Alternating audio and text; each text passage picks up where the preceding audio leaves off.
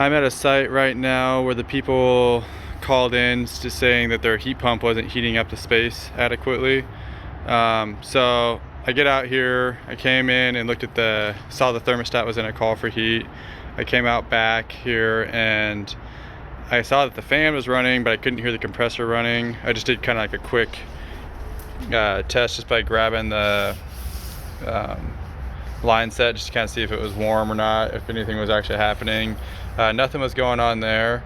I did see a note that we did a capacitor out here. Everything was set up correctly on it.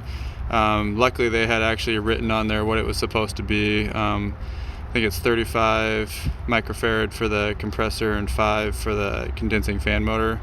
Did a little bit more research on that and found out we were out here back in September, so about 5-6 months ago, and for the condensing fan motor wasn't running, and it was due to a bad dual capacitor here. So that got replaced. Everything's been running good since then.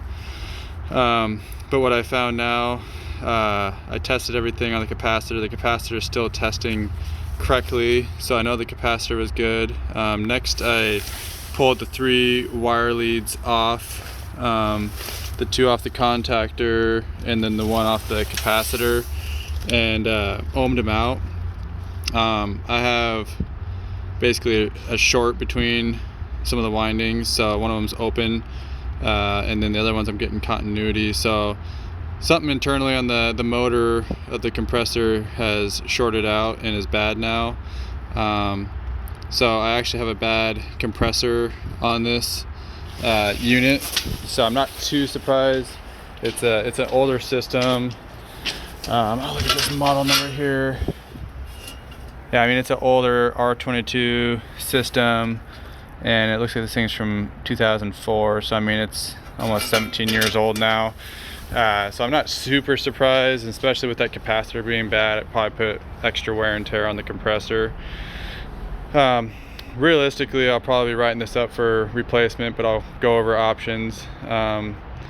Most of the R22 stuff now, we've just kind of been upgrading to the 410A systems. But yeah, so that's what I'm seeing out here on this call. It's a pretty quick, easy, straightforward call. I mean, yeah, so I'll basically be shutting power off to the outdoor unit, and I'll be hooking up those wires just to make sure they're not just dangling in there, so we don't have to worry about anyone hurting themselves later on. But yeah, I'll be shutting off power. I'll put a tag in the unit just kind of stating what I found and what's going on, and let the building owner know see what they want to do. I'm pretty sure this particular building owner, he usually likes to upgrade all of his equipment anyways as soon as something like this happens, so I'm pretty positive he'll be wanting to put a new system in. So yeah, if you liked the video, give it a thumbs up. If you haven't already, please subscribe. Any comments or questions, feel free to put them down in the comment section. All right, thanks.